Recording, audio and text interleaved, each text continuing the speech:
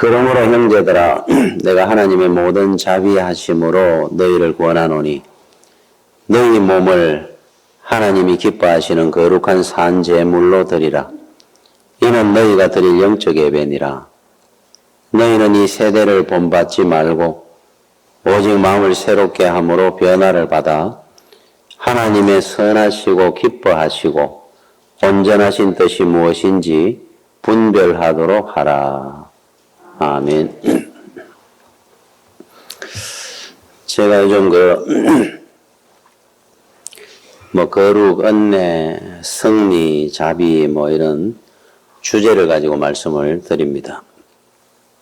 여러분들이 한 번은 들으시고 신앙인격에 유익하리라 생각을 해서 드립니다마는 조금은 딱딱할 수 있을지 몰라도 은혜를 받았으면 합니다. 한 번쯤은 들을 필요가 있는 말씀이기 때문에 제가 시간을 내서 이렇게 주제를 가지고 말씀을 드리고 있습니다. 오늘은 분별입니다. 아마 지난번에 여러분 12장 1절에 그러므로 형제들아 내가 하나님의 모든 자비하심으로 너희를 구원하노니 자비라는 말씀을 가지고 이 본문을 제가 말씀을 드렸습니다. 오늘 우리 1, 2절을 읽으면서 2절에 마지막에 분별을 해라. 하나님의 선하시고 기뻐하시고 온전한 뜻이 무엇인지 분별해라. 그럽니다.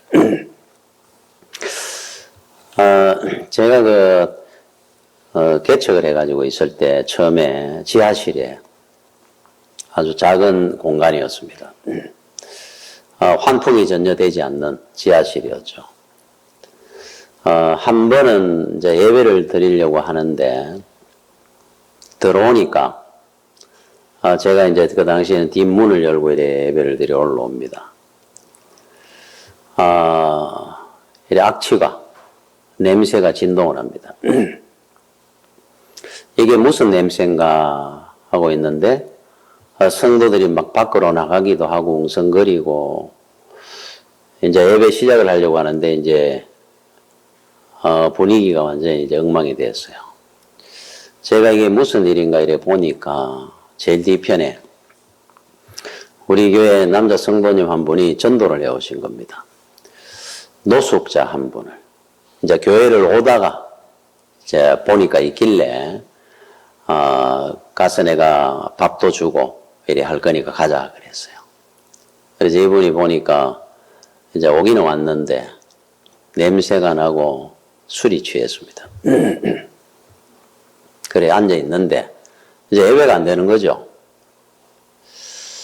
그래서 제가 그분을 이제 모시고 그 집사님에게 그랬습니다. 돈을 제가 그 당시에 있는 대로 한 3만 원을 드리면서 다음에 씻고 머리도 깎고 또 집사님이 집에 입던 옷이라도 깨끗한 옷을 드리고 그 다음에 모시고 오십시오.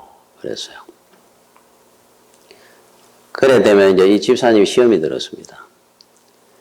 천하보다 귀한 생명이라 그랬는데 내가 왜 전도를 해왔는데 성도들이 눈살을 찌푸리고 목사님은 가셔서 씻고 오라고 보내느냐? 제가 그랬죠. 집사님 하나는 알고 열을 모르고 백을 모르신다고. 잘 분별을 하셔야 됩니다.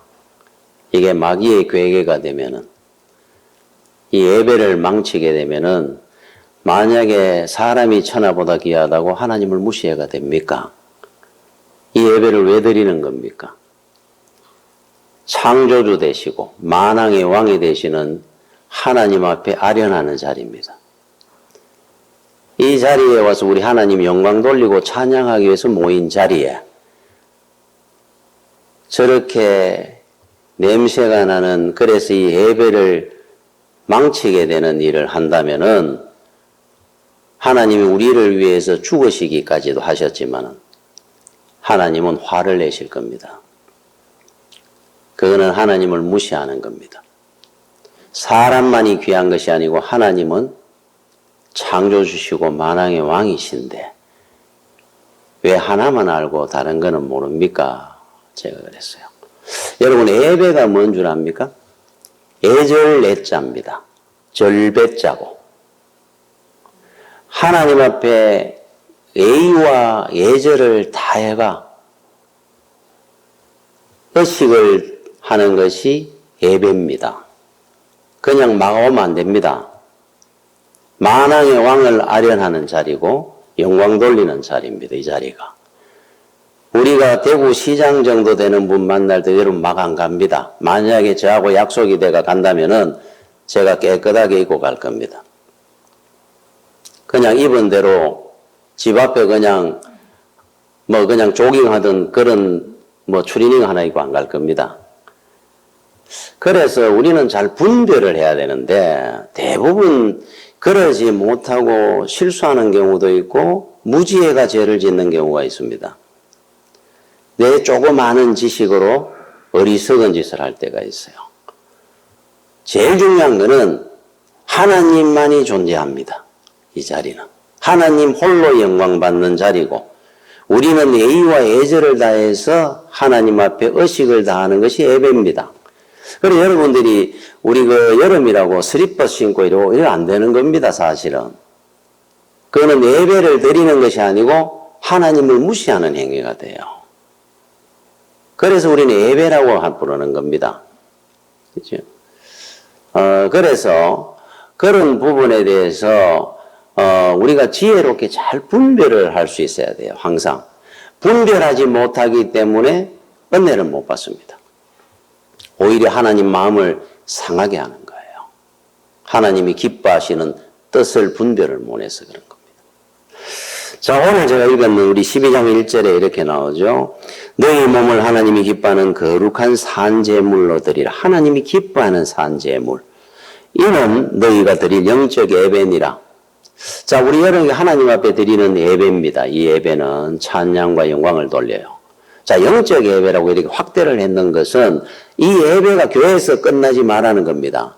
여러분들이 세상에 나가서 학교를 가든 학생들이 여러분 시장을 가든 이웃을 만나든 어느 자리든지 예배자의 자세로 살아가는 겁니다. 예배자의 자세라는 것은 뭐냐? 요셉 같은 삶이에요.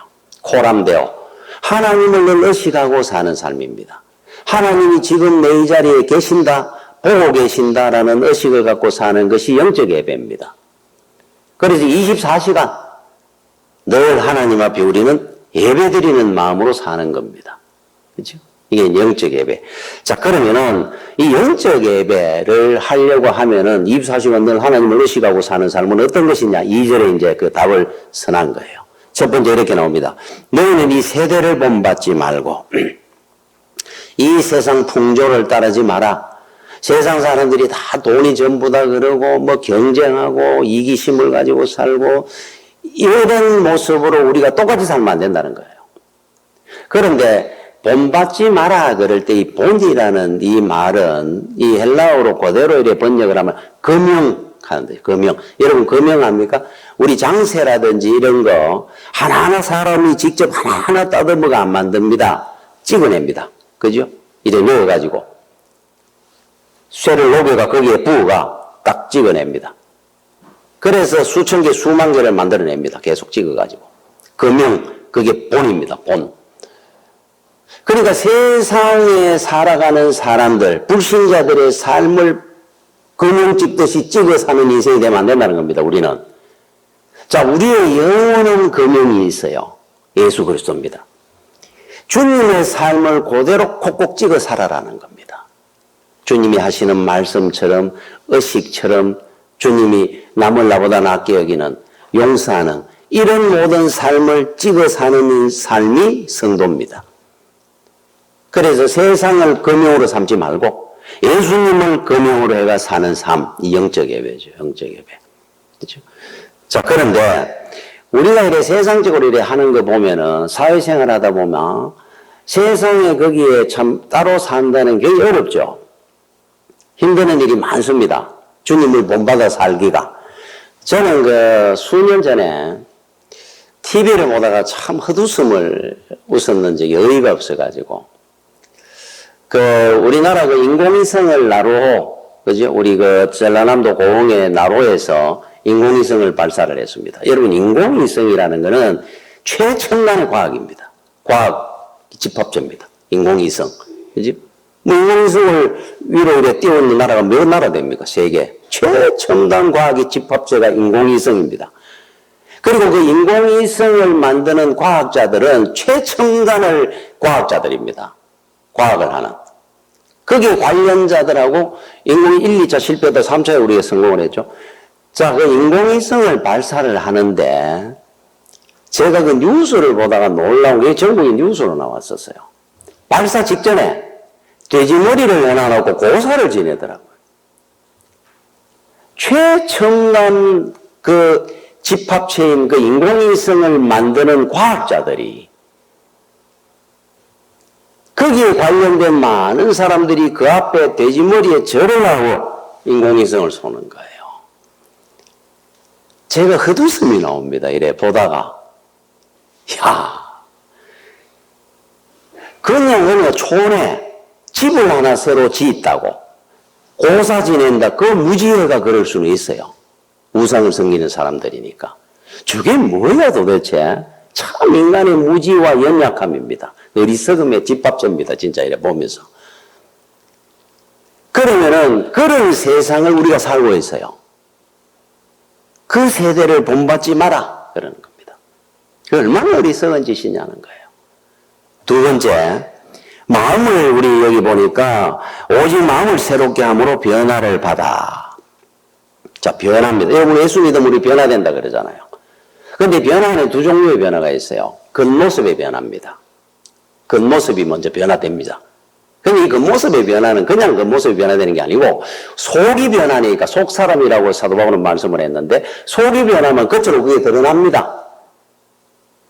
그러나 이게 안과 밖을 우리가 따로 분리한다면은 속은 변화가 안 됐는데 겉만 변화시키는 사람도 있을 수 있으니까 그건 윗선이니까 윗선. 그래서 우리가 속 사람이 변화되면 겉도 같이 변화되는 겁니다. 변화입니다. 변화. 제가 몇 주 전에 집에서 이제 교회를 온다고 차를 타고 오다가 이제 횡단보도에 앞에 이제 신호를 받아가 서게 됐어요. 그러니까 제일 앞에 섰습니다. 그런데 이제 횡단보도 사람들이 지나갑니다. 가는데 한 80쯤 되신 우리 노인 한 분이 깨끗하게 양복을 입고 가방을 들고 이래 가시더라고, 지나가시더라고. 제가 그래 집사람 보고 했습니다. 보면서 바로 저분 장로님일 거야. 그랬어요. 그 연세에 주일날 양복을 깨끗하게 입고 성경을 들은 그 가방 같은 가방을 들고 이래 꼿꼿하게 이래 탁 지나가는데 장로님 아니면 있겠습니까? 제가 딱 보는 순간에 저분 장로님일까요? 장로님의 향기가 나더라고. 자, 그 모습이 변합니다. 예수를 믿으면 끝이 변화됩니다. 얼굴이 선하게 됩니다. 당연히. 자, 그리고 더 중요한 것은 뭡니까? 속이 변화되는 거겠죠. 속 사람이 변화가 됩니다. 그런데 어떻게 그러면 우리가 안과 밖이 여러분은 변화됐습니까? 자, 겉은 변화돼가 지금 여러분들이 앉아있는 우리 다 변화된 모습을 봅니다. 이제 중요한 거는 안이 변화돼 속 사람이 변하겠죠. 속이 변화되고 겉이 변화되는 것이 이게 당연한 순서입니다. 이게 진정한 변화죠. 그런데 우리가 살아보면서 알듯이 나는 앞으로 세상 살면서 이렇게 살고 저렇게 살아야지 바르게 주님이 기뻐하는 삶을. 그런데 그게 잘 안 되죠. 아직 속 사람이 완전히 변화가 안 됐으니까. 그러면 우리 결단이나 의지로 그게 되느냐? 안 됩니다.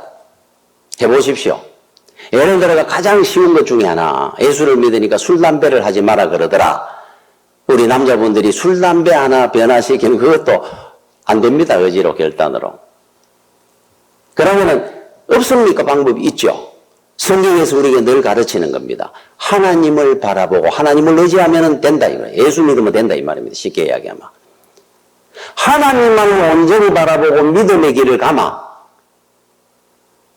우리가 안과 밖의 변화를 일어날 수 있다. 거기서 변화가 오는 거죠. 사도 바울처럼. 그래서 하나님은 하나님의 사람을 세울 때 공통점이 있어요. 다 우리 성경에 나오는 인물들이 100% 다 그렇다는 것은 아니지만 대표적으로 우리한테 그런 메시지를 주기 위한 공통점이 있습니다. 자, 제일 첫 번째 예수님. 예수님은 30의 공생애 그리스도의 사역을 시작하기 전에 우리가 잘 아는 것은 광야에 40일 금식을 하러 갑니다. 광야입니다. 광야.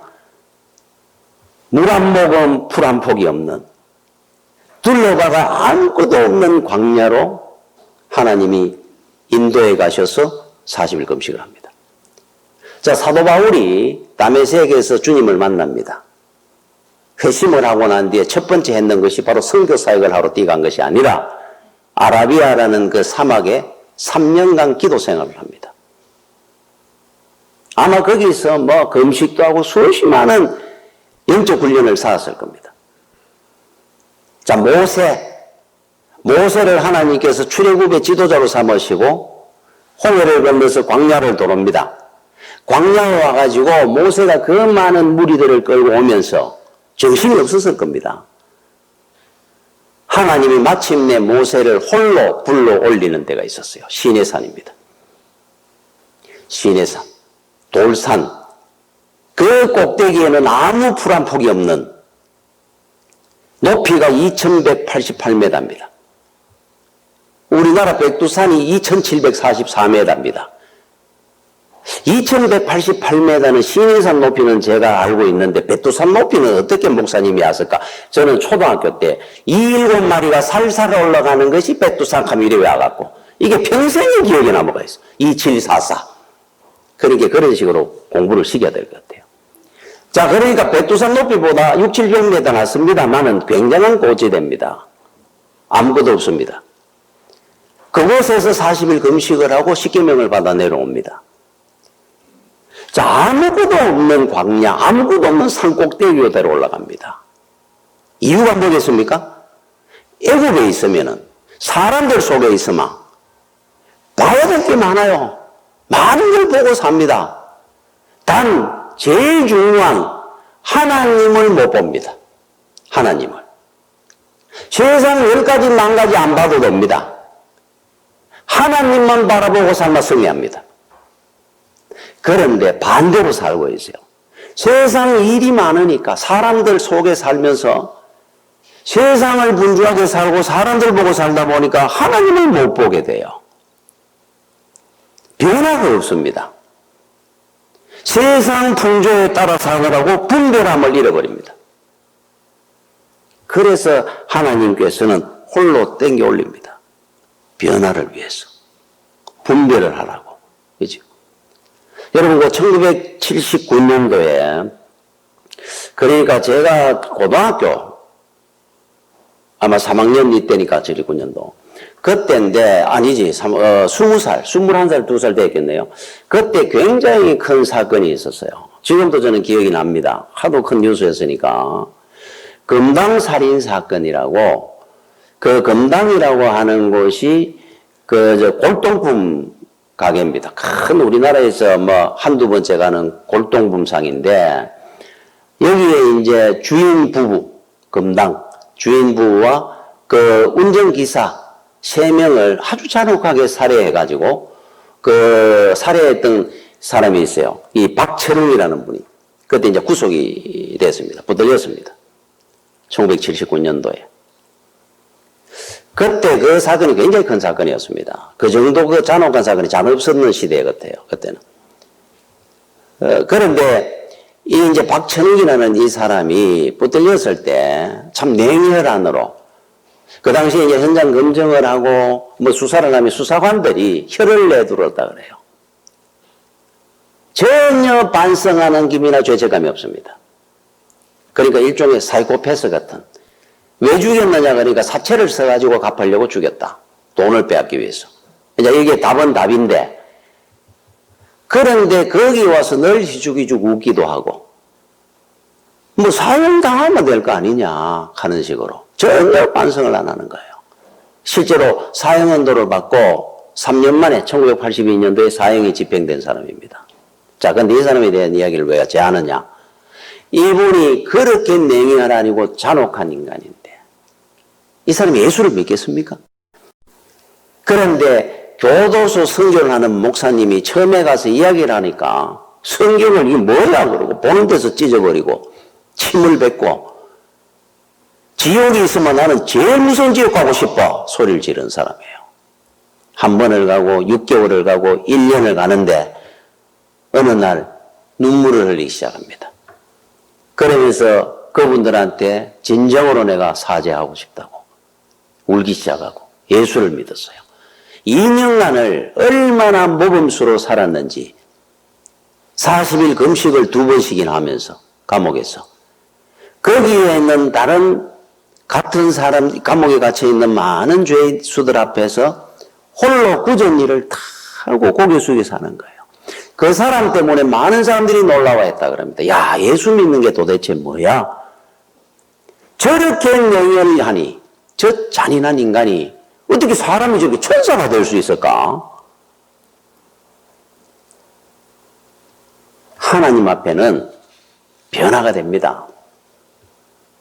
그러면은 나는 왜 아직 예수 믿은 지 10년이고 20년인데 속 사람의 변화가 없을까?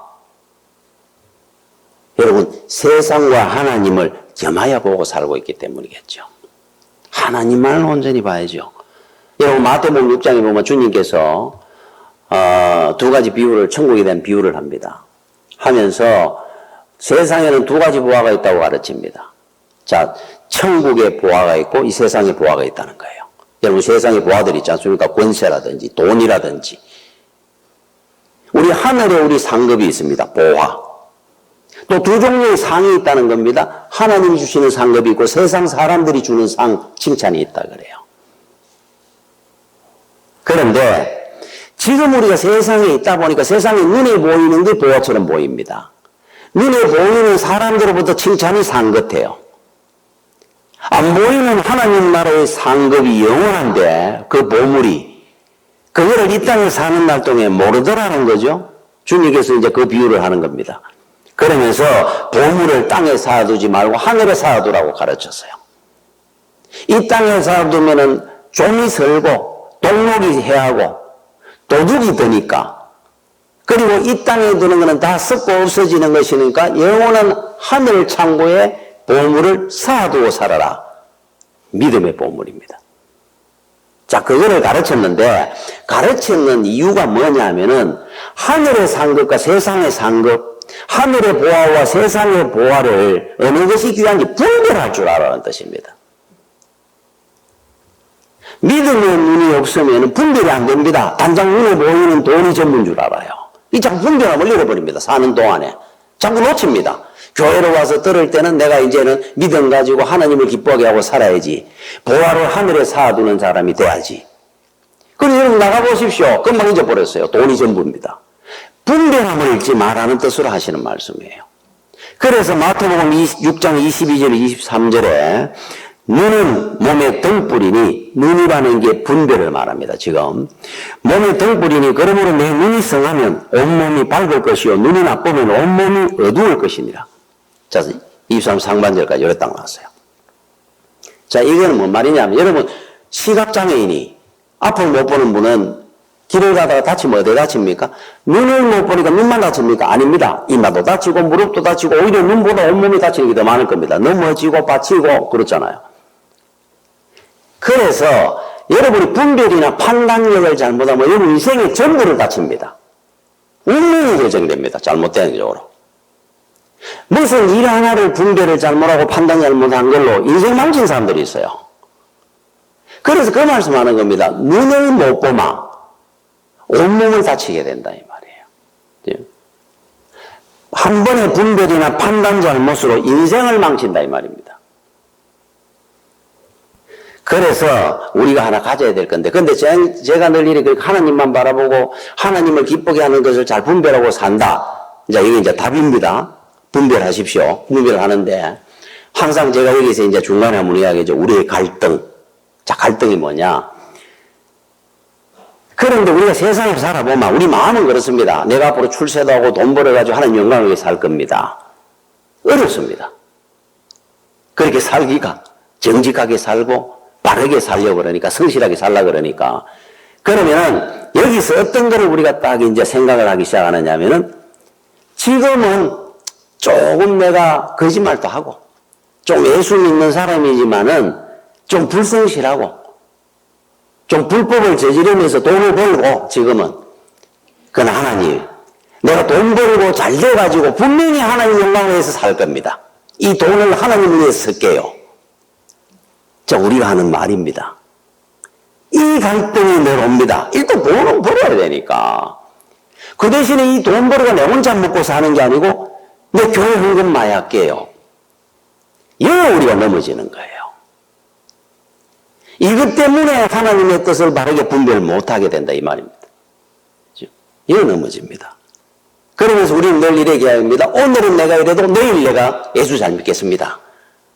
내일. 여러분 내일은 귀합니다. 내일의 소망을 두고 살아야 돼요. 우리 천국의 소망을 두고. 그러나 여러분 신앙은 이 땅에 여러분 신앙생활 할 때는 내일은 없습니다. 이게 답입니다. 내일 없습니다. 이 말은 다른 말로 하면 신앙은 절대로 오늘 타협하면 안 됩니다. 내일은 분명히 여러분의 믿음이 없습니다. 내일이 있었다고 한다면 순교자가 없었을 겁니다. 내일 잘 믿으면 되니까. 여러분 우리나라 일제시대 때 신사참배에 많은 목사님들이 주기철 목사님이 대표적인 분이고 고문을 당하고 죽임을 당했습니다. 순교했어요. 그때 만약에 목사님들 10명 중에 사실은 신사참배 거부하고 주기철 목사님들을 고문당하고 감옥생활하고 이렇게 했는 분이 10명 중에 한두 명이었을 겁니다. 거의 많은 목사님들이 무릎 꿇었습니다. 야, 그러면 되나? 그 당시에 그분들이 딱 하나의 변명은 하나였어요. 목사가 신앙에는 목사가 다 죽어버리면 이 한국 교회는 앞으로 누가 가르치고 누가 목회할 수 있느냐? 성도들은 전부 소중을 만들어 가는 거 아니냐? 일단 우리가 살아남아야 전할 거 아닙니까? 이게 제일 큰 변명이었습니다. 내일 잘 믿을게요. 그랬어요. 자, 그 중에 우리가 깜짝 놀랄 분이 하나 있었죠. 한경직 목사님. 우리는 한경직 목사님은 그런 분이 아니라고 믿고 있었잖아요. 그런데 한경직 목사님이 고백을 했죠. 은퇴하시면서 템플턴 상을 받았습니다. 종교계의 노벨상이라고 하는. 템플턴 상을 받으면서 소감을 이야기를 할 때 이 말을 했어요. 저는 신사참배에 있었습니다. 이 상을 받을 사람이 아닙니다. 하나님 앞에 상이 없어진 사람입니다. 눈물을 흘리며 고백을 했어요. 그때 제가 판단했는 분별력이 없었습니다. 그때 나는 죽었어야 됩니다. 그랬어요. 그죠? 여러분 신앙은 내일이 없습니다. 타협은 신앙이 아닙니다. 앞으로 여러분의 신앙의 원리가 되고 수준이 될 겁니다. 절대로 거기서 주지 않습니다. 여러분과 1962년도에 안소니 퀸이라고 하는 유명한 영화배우가 주연을 했던 바라바라고 하는 영화가 있었어요. 한 번씩 우리 성화를 할 때 TV에 요즘도 한 번씩 방영합니다. 그 내용은 여러분 바라바 알죠? 예수님을 십자가에 못 박을까 바라바를 풀어줄까? 빌라도가 물었을 때 이스라엘 백성들이 예수님을 못 박고 십자가 바라바 그 당시에 최고의 흉악범 풀어주십시오. 그래가 살아난 사람입니다. 자, 이 사람은 풀려나와가 우리 바라바에 대한 기록 없습니다. 그 사람에 대한 기록을 뭐 성경에 남길 이유가 없잖아요. 근데 그걸 이제 영화로 만드는 거죠. 픽션으로. 만들었는데 이때 이 바라바라는 사람은 전성에 의하마 그걸 갖다가 이제 그 근거로 해가 만들었을 겁니다. 이 사람이 나오자마자 똑같은 흉악범의 삶을 그 방탕하게 살았다 그래요. 술이나 먹고 싸움이나 하고 이제 살아났는데 그러다가 어느 날부터 관심이 가기 시작한 겁니다. 나 대신 죽은 예수라는 분은 도대체 누구냐? 왜 또 그분 때문에 자기는 살았으니까. 관심을 갖고 생각하고 그러다 보니까 어느 날 예수를 믿게 됐어요. 사람이 바뀌기 시작했습니다. 그런데 로마 핍박이 시작이 된 거예요. 예수 믿는 사람을 잡아가지고 죽입니다. 그때 바라바가 갈등을 합니다. 그러면서 어떤 생각을 하느냐 하면 나는 안으로 예수 믿잖아 지금 내가 속으로. 근데 지금 예수 믿는다고 그러면 죽을지 모르니까 지금 밖으로는 안 믿습니다 하도 속으로 믿으면 되지. 딱 바라바가 그래 이야기를 해요. 그래서 앞에 가가지고는 관가에 가든지 사람들이 물으면 나 예수 안 믿습니다 그래요. 그러면서 속으로 하나님 앞에 기도합니다. 예수 믿어요 이분이. 자, 그런데 하루가 가고 열흘이 가고 예수를 안 믿는다고 그러고 사니까 야, 너 예수도 안 믿고 아무것도 안 하니까 술도 먹고 우리 일로 와가고 옛날 친구도 만나게 됩니다. 어느 날인가 보니까 이분이 예수 안 믿는 자기 과거의 모습으로 그냥 돌아가 있는 거예요. 예수를 안 믿는다 하다 보니까 아무 앞에도 예수 믿는 표를 안 내고 살다 보니까 언젠가 자기가 예수 안 믿는 자가 되어 있는 거예요. 여러분 하나 아셔야 됩니다. 지금 오늘 이 자리를 위해서 넘어가기 위해서, 지금 내가 불성실함을 변명하기 위해서 여러분들이 신앙을 바르게 분별하고 안 하고 변명하고 넘어가면은 그것이 여러분의 신앙의 원리가 됩니다, 앞으로. 신앙의 수준이 될 겁니다. 거기서 신앙은 무너지게 되어 있어요. 오늘 결정을 하는 겁니다, 신앙은. 타협 없습니다. 내일 없습니다, 신앙은. 오늘로 끝입니다. 그래야 신앙은 이기는 거예요. 여러분, 마태복음 6 보면은, 그래서 마태복음 6장 24절에 이런 말씀이 나옵니다. 한 사람이 두 주인을 섬기지 못할 것이니 혹 이를 미워하고 저를 사랑하거나 혹 이를 중히 여기고 저를 경히 여깁니다. 너희가 하나님과 재물을 겸하여 섬기지 못하리라. 두 주인 못 섬깁니다. 하나로 결정해야 됩니다, 신앙은. 주님이 광야에서 40일 금식을 하고 나니까 마귀가 물었어요. 자, 산 꼭대기로 데리고 와가 보여줍니다. 천하 만물을 보여주면서 합니다. 네가 나한테 경배하마. 천하 만물을 내가 너에게 주리라. 주님이 딱 말씀을 하죠. 갈등 없습니다, 주님은. 내일이 없습니다, 신앙에는. 주 너의 하나님을 시험하지 마라. 나는 오직 하나님만 섬기고 경배하리라. 하나입니다. 신앙은 답이 하나입니다. 나중에 여러분 끌려다닐 겁니다, 안 그러면. 어느 옛날에 이야기를 하나 할까요? 아주 가난한 부부가 살았답니다. 이 사람들 얼마나 가지만 노남마지기도 없습니다. 먹고 살 길이 없으니까 산에다가 나무에 가고 그냥 파고 삽니다. 어느 날 또 이 부부가 산에 나무를 하러 갔는데 가서 이기 파고 저기 뭐 나무도 하고 파고 하다 보니까 어느 뭐 동물 같은 게 툭 터졌어요. 이게 뭔가 싶어 안을 들다 보니까 금덩어리가 있습니다. 도적대들이 그 당시에 어디 숨겨놓을 데도 없으니까 가져와가 금덩어리를 숨겨놓은 자리입니다. 이야, 그 금덩어리를 지게 지고 왔습니다. 평생을 이제 잘 살 수 있습니다. 그죠? 이제 고생 안 하고 금덩어리를 갖고 왔으니까. 그래서 이제 금덩어리를 내다 팔가 집도 짓고 이제 땅도 사고 해가 잘 살아야지 싶어가 지고 갑니다. 이제 금덩어리 팔로 부부가.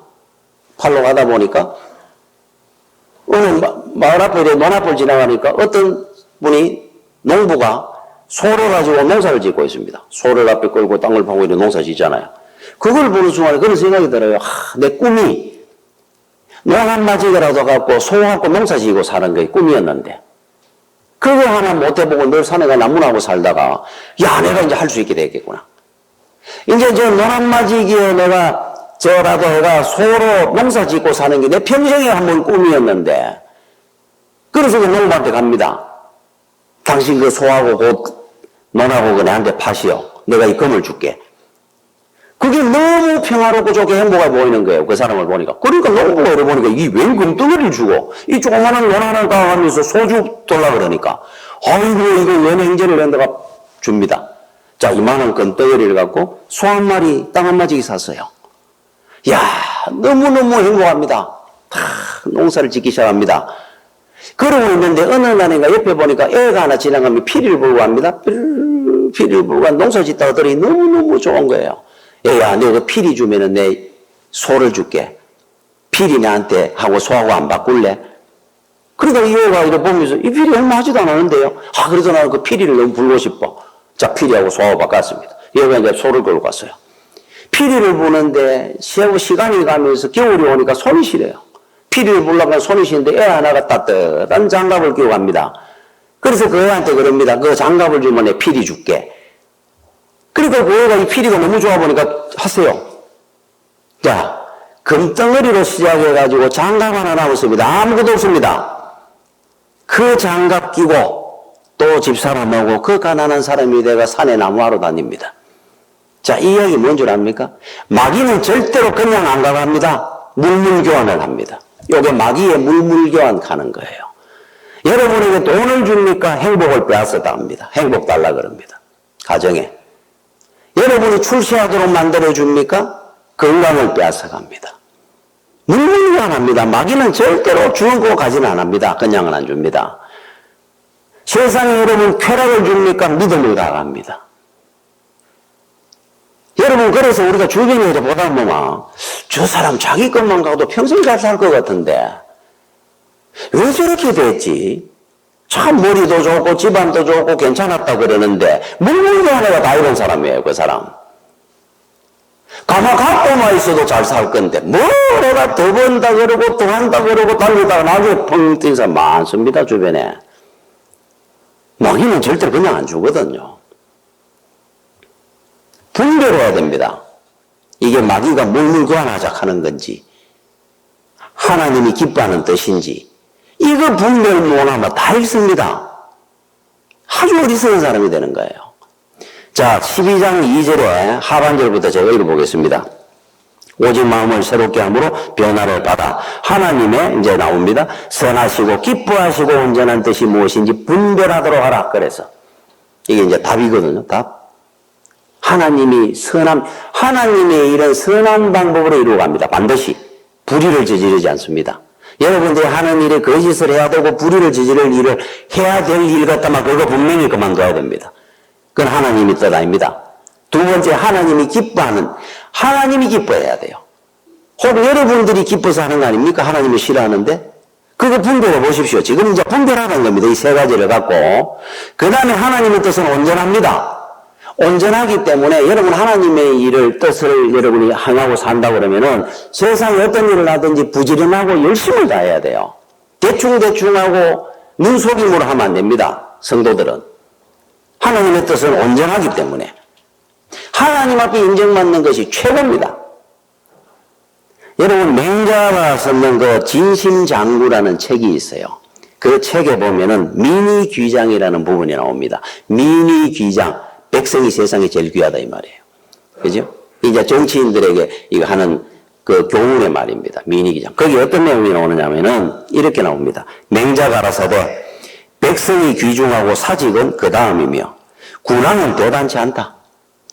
그러므로 제후의 마음에 들면 군수가 되고 천자의 인정을 받으면 제후가 되지만 백성의 마음에 들면 백성의 인정을 받으면 천자가 된다.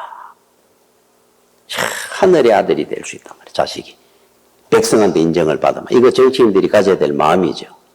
자, 그런데 여러분들이 만왕의 왕이신 하나님 앞에 인정을 받으면 어떻게 될 것 같아요? 세상에 그를 이길 자가 없도록 만듭니다.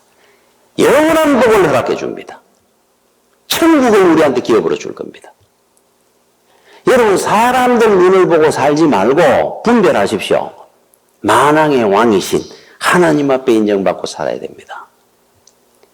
여러분 분별이라는 이 단어에 헬라어 뜻이 두 가지가 더 있어요. 그 중에 하나가 뭐냐면 연금술사, 금이나 은을 갖다가 녹여가지고 만드는, 그래 100% 금을 만들고 하는 사람들, 연금술사들이 금과 은을 만들 때 불순물, 찌꺼기를 제거해냅니다. 그죠? 100%를 만듭니다. 녹여서. 그러니까 여러분이 인생에 살 때 여러분 속에 신앙적으로 불순물이 있거든 바르게 다 제거해내라는 뜻입니다. 이 분별이라는 말은. 자, 여러분들이 스스로 확인해 보십시오. 내가 신앙적으로 이게 지금 잘 여러분들이 확인해가 녹여서 찌꺼기 걸러내야 돼요. 자, 두 번째, 분별이라는 이 헬라어 원뜻 중에 하나가 입증하는 뜻이에요. 입증. 그리고 분별이라는 단어가 이걸 입증한다 할 때 입증과 같은 단어입니다. 자, 이거는 다른 말로 해서 여러분은 성도로서 세상에 살 때 하나님의 영광의 증인이 돼야 됩니다. 그래서 입증을 해야 돼요. 예수 그리스도를 입증하고 살아야 됩니다. 여러분 삶을 통해가. 여러분을 보면 주님이 보여져야 돼요. 이게 입증입니다. 여러분을 보면 하나님은, 저 사람이 믿는 하나님은 이런 하나님이구나라고 알 수 있어야 돼요. 이게 입증입니다. 이게 분별입니다. 그래서 여러분이 잘 분별하고 살아야 사람들이 여러분을 보면서 하나님이 선거되는 겁니다. 여기 분별입니다. 그리고 우리가 분별이라는 것은 굉장히 중요한 겁니다. 지혜롭게 분별하고 살아야 돼요. 여러분을 통해 하나님을 나타내게 되니까. 제 이야기 하나만 마치겠습니다. 여러분, 로마에 가면은 2000년 전에 바울이 참수형 당했죠. 네로 황제 때 참수형을 당하는데, 여러분 요새 뭐 영화나 보든지 참수형을 하는데 뭐 우리나라 이제 토마스 선교사 같은 경우는 우리나라 이제 참수형 시키는 게 있지 않습니까? 이래 안차 하나 놓고 칼 빙빙 돌리다가 목을 치죠. 그런데 이제 저 유럽이나 이런 데 참수형하는 거 보니까 털에 넣어가지고 위에서 둥 떨어지고 하는 거죠. 그러나 바울은 어떻게 참수형을 당했냐면 돌기둥에 묶었습니다. 이래 몸을 돌기둥에 묶어가 고개를 앞에 떨어뜨려 놔놓고 세워놔놓고 묶어놔놓고 목을 쳤어요. 쳤는데 바울이 죽은 그 자리에 지금 성당이 지어져 있습니다. 그걸 기념해가지고 목을 쳤을 때 이 목이 떨어져가지고 3번을 튕겨갖고 떨어졌어요. 그런데 3번 튕겨져가 했는 그 자리마다 샘이 솟아올랐다 그래가지고 바울이 죽었는 그 자리의 이름이 트레 폰타나, 트레 우리가 1, 2, 3 헬라어로 트레입니다. 셋 하는 폰타나 샘 하는 뜻이에요. 세 개의 샘 하는 뜻의 바울이 죽은 그 자리입니다. 지명이.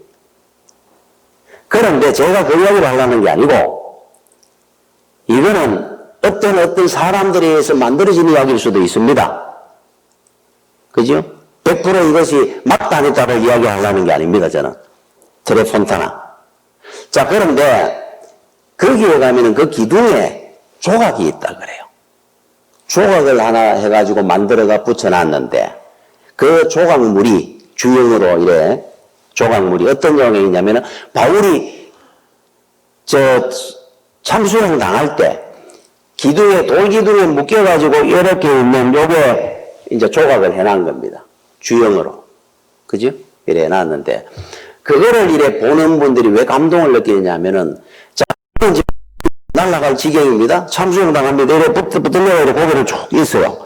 그런데 얼굴이 이래 착 고대로 조각이 돼 있어요. 그런데 그 얼굴을 보는 순간에 그냥 조각입니다. 이거는. 주형으로 해놨는. 보는 순간에 그 얼굴의 선함이 보는 사람이 10명이 보면 10명, 100명은 똑같이 느낌이 온다는 거예요. 그런데 이래가 있는데 눈을 이래 뜨고 있습니다. 바울이. 그 눈빛을 보는 순간에 가슴이 촤렁 느낀다 그럽니다. 관광객들이.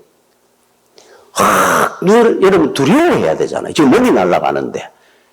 그런데 그 얼굴빛 하며 그 그냥 이래 주형 소개를 해놓은 건데 그 눈을 보는데 눈의 선함이 두려움이 전혀 없어 보이는 편함이 느껴지는 눈이 조형되어 있다 그래요. 많은 사람들이 감동을 받는다 그럽니다. 저는 그거를 보고 느꼈던 감동을 글로 섰는 그 사람의 마음을 이해합니다. 믿습니다. 저는 100% 맞다 생각합니다.